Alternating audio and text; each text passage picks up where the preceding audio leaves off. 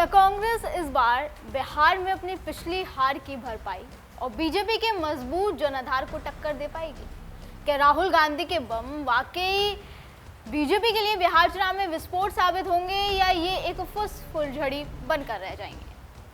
2020 के बिहार विधानसभा चुनाव में महागठबंधन का हिस्सा रही कांग्रेस पार्टी को 70 सीटों पर मौका मिला था, लेकिन जीत सिर्फ 19 पर मिली, यानी मात्र 27% सफलता दर। तब ये आंकड़े गठबंधन की रणनीति और कांग्रेस की जमीनी पकड़ पर सवाल खड़े करते नजर आए थे। अब जब एक बार फिर राज्य में चुनाव दस्तक दे रहे हैं तो बड़ा सवाल यही है कि क्या इस बार कांग्रेस अपने प्रदर्शन में कोई बड़ा उलटफेर कर पाएगी या पिछली बार की तरह ही वो किनारे रह जाएगी। पिछले विधानसभा चुनाव में सभी प्रमुख पार्टियों की तुलना में कांग्रेस का प्रदर्शन सबसे बेकार रहा था। स्कूली परीक्षाओं में पासिंग मार्क्स 30% होता है, उससे भी कम प्रतिशत कांग्रेस ने हासिल की थी, मात्र 27% की दर थी। इसका मतलब है कि वो महागठबंधन के भरोसे पर खड़ा नहीं उतर पाई।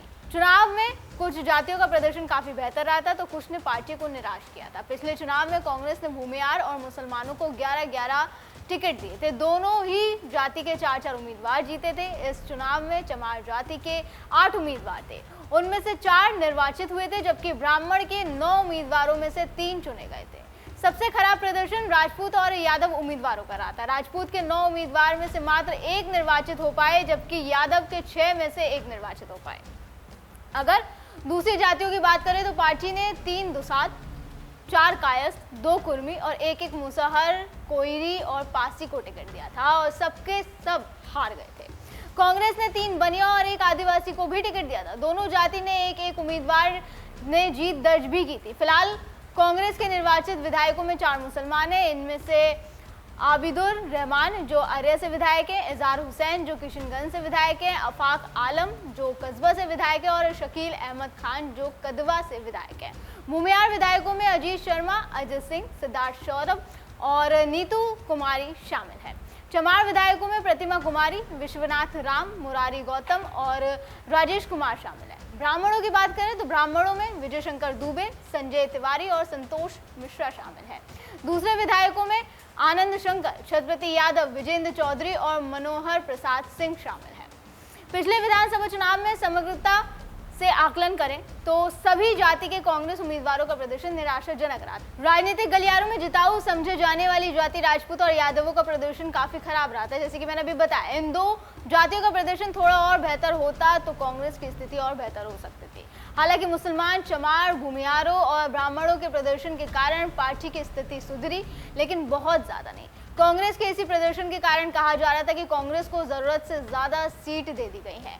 उत्तर और दक्षिण बिहार की तुलना करें तो आरजेडी और माले के समान ही दक्षिण बिहार में कांग्रेस की जीत की दर भी अच्छी रही थी, लेकिन तुलनात्मक रूप से प्रदर्शन निराशाजनक ही था।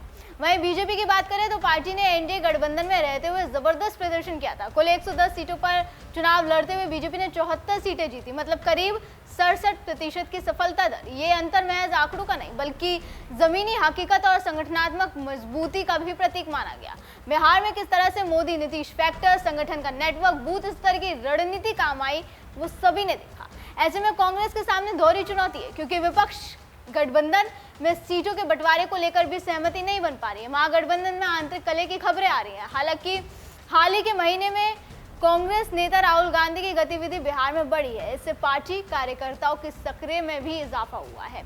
वहीं कांग्रेस की तरफ से एसआईआर को लेकर भी जो नैरेटिव बनाने की कोशिश की गई है, इसकी संभावना है कि इसका असर चुनाव में दिखे। हालांकि पार्टी एसआईआर वाले मुद्दे पर भी कुछ भी साबित करने में फिलहाल तो नाकामयाब सी ही दिखाई दे रही है। कभी राहुल गांधी वोट चोरी का आरोप लगाते हुए एटम बम लाने की बात करते हैं तो कभी हाइड्रोजन बम लाने की बात करते हैं, जबकि बीजेपी उनके इन बमों को फुसफुलझड़ी ही बताती रही है।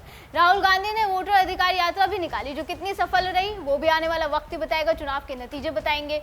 दूसरी तरफ कांग्रेस की सेंट्रल वर्किंग कमेटी की बैठक भी पटना के पार्टी मुख्यालय में हुई। इन सबको टिकट में हिस्सेदारी से जोड़कर देखा जा रहा है। कुल मिलाकर कांग्रेस पहले से तरोताजा हुई है, लेकिन उसका असर टिकट बंटवारे पर कितना पड़ता है, इसका इंतजार फिलहाल करना होगा। सवाल यही कि क्या कांग्रेस इस बार कोई नया चेहरा, नई रणनीति और नई ऊर्जा के साथ वापसी कर पाएगी या फिर एक बार बीजेपी के रथ के आगे उसकी रणनीति धीमी पड़ जाएगी, उसके सारे नैरेटिव फेल हो जाएंगे। दर्शकों, आपको क्या लगता है हमें कमेंट करके जरूर बताएं। फिलहाल आज की वीडियो में बस इतना ही। अगली बार फिर होगी मुलाकात। आप देखते रहें DNP इंडिया, हर खबर भरोसे के साथ।